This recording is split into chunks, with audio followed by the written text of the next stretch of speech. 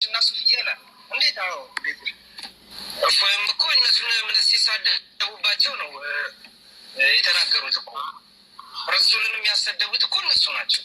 ለምንድን ነው የሚዋሸው? ቀንም ሙሉ ለጥፎ አይደል እንደ በየቤታቸው የሚበላ አምላክ የለም የሚጠጣ አምላክ የለም።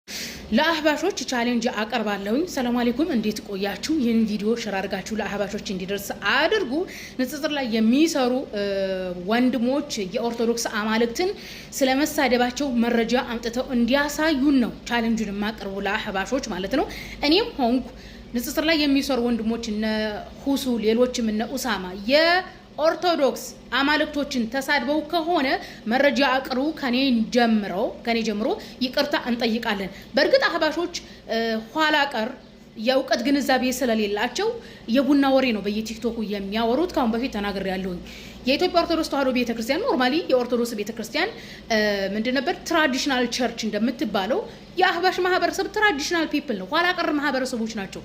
መግቢያ ላይ ያሰማችሁ አማርኛቸው የሚደብር ራሱ ያልሰለጠኑ እኔ ከምኑ ቦታ ከምድጃ ተነስተው የሚያወሩ ናቸው። እንግዲህ ነብያችንን እናሰደቡ እያሉ ነው። እኛ ነብያችንን እንድሰደቡ አይደለም ያደረግነው። እኛ ቁርአን ላይ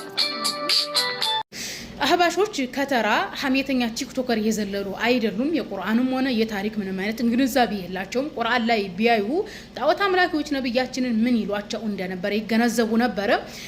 እፎይሴጋ ነብያችንን መሳደብ የጀመረው በእኛ ምክንያት አይደለም። የኦርቶዶክስ ደብተራዎች ኦርቶዶክስን ለመስበክ አማራጭ ሲያጡ ድግምት ማድረጋቸው ነው ሰው ላይ።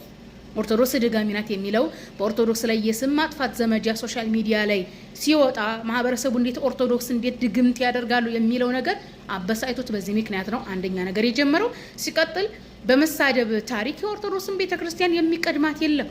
የፎይ ዘር ማንዘሩ ከመፈጠሩ በፊት ነው እንግዲህ ኦርቶዶክስ ነብያችንን በመጽሐፍ በጽሁፍ ስትሳደብ የነበረው። ኢቭን በኦርቶዶክስ ቤተክርስቲያን ስዕል አለ በየግድግዳው ላይ ነብያችንን ለመሳደብ ማለት ነው። ሲጀመር በክርስትና ታሪክ ነብዩን በመሳደብ እስልምናን አዋርደን የክርስትናን የበላይነት እናመጣለን ብለው የጀመሩት የአውሮፓ ሚሽነሪዎች ናቸው። ኢቭን የመስቀል ጦርነት ታሪኩ መቼ እንደተጀመረ አያውቁም አህባሾች። የመስቀል ጦርነት ዋና ዓላማው ሙስሊሞችን ለመጨፍጨፍ ለመግደል ክርስትናን የበላይ ለማድረግ ነው። ክርስትናን የበላይ ለማድረግ ያልፈነቀሉት ድንጋይ የለም። ነብያችን የሚሳደቡትና በነብያችን ላይ የሚወሹት እስልምናን አዋረድን የሚሉት ክርስትና የበላይነትን ለማምጣት እንጂ በእኛ ምክንያት አይደለም። እኛ ደግሞ አልহামዱሊላህ ሙስሊሞች ነን። እስልምና የበላይ ያደረገነን በዚህ ሰዓት ኦርቶዶክስ በዶክትሪን የወደቀች ቤተክርስቲያን ናት። የሥላሴ ዶክትሪን አማኝ ኦርቶዶክስ፣ ፕሮቴስታንት፣ ካቶሊክ በዶክትሪን የወደቁ ቤተክርስቲያናት ሆነዋል።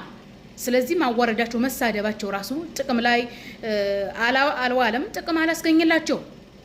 መሳደብ የትም እንትን ስለማይል ማለት ነው። ስለዚህ የሚበላ የሚጠጣ ፈጣሪ አላችሁ ላለው ይሄ መሐይሙ አህባሽ መጽሐፍ ቅዱስ ላይ በመዝሙረ ዳዊት ላይ ፈጣሪ እግዚአብሔር መጽሐፍ ቅዱስ ላይ ያለው እግዚአብሔር አልበላም አልጠጣም ብሏል። ስለዚህ ፈጣሪ አልበላም አልጠጣም እያለ ነው መጽሐፍ ቅዱሳቸው ላይ። ኢየሱስ ደግሞ የወይን ጠጅ የሚጠጣ ሰው ነው፣ የሚበላ ሰው ነው። የሚበላና የሚጠጣ በተአምራት ራሱ ውሃን ወደ ወይን ጠጅ የሚቀይር ነው ይላል መጽሐፍ ቅዱስ። ስለዚህ ፈጣሪ አልበላም ካለ ኢየሱስ የሚበላ ከሆነ የሚራብ ከሆነ በፈጣሪና በፍጡር መካከል ልዩነት አለ። ይህን አገናዝቡ ገሃነም እንዳትገቡ ብሎ ማስተማር ይሄ ስድብ አይደለም።